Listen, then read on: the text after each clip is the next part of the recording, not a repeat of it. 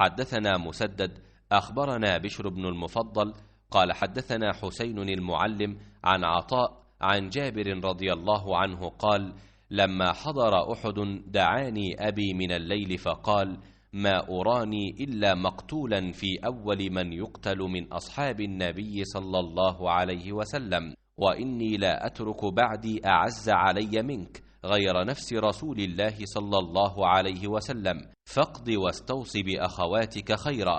فأصبحنا فكان أول قتيل ودفن معه آخر في قبر، ثم لم تطب نفسي أن أتركه مع الآخر، فاستخرجته بعد 6 أشهر فإذا هو كيوم وضعته هنية غير أذنه۔ حسین معلم نے بیان کیا، ان سے عطا بن ابی رباح نے، ان سے جابر رضی اللہ عنہ نے بیان کیا کہ جب جنگ احد کا وقت قریب آ گیا تو مجھے میرے باپ عبداللہ نے رات کو بلا کر کہا مجھے ایسا دکھائی دیتا ہے کہ نبی کریم صلی اللہ علیہ وسلم کے اصحاب میں سب سے پہلا مقتول میں ہی ہوں گا، اور دیکھو نبی کریم صلی اللہ علیہ وسلم کے سوا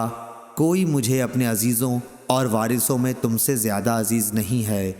میں مقروض ہوں، اس لیے تم میرا قرض ادا کر دینا اور اپنی 9 بہنوں سے اچھا سلوک کرنا۔ چنانچہ صبح ہوئی تو سب سے پہلے میرے والد ہی شہید ہوئے۔ قبر میں آپ کے ساتھ میں نے ایک دوسرے شخص کو بھی دفن کیا تھا، پر میرا دل نہیں مانا کہ انہیں دوسرے صاحب کے ساتھ یوں ہی قبر میں رہنے دوں۔ چنانچہ 6 مہینے کے بعد میں نے ان کی لاش کو قبر سے نکالا، دیکھا تو صرف کان تھوڑا سا گلنے کے سوا باقی سارا جسم اسی طرح تھا جیسے دفن کیا گیا تھا۔ صحیح بخاری حدیث نمبر 1351۔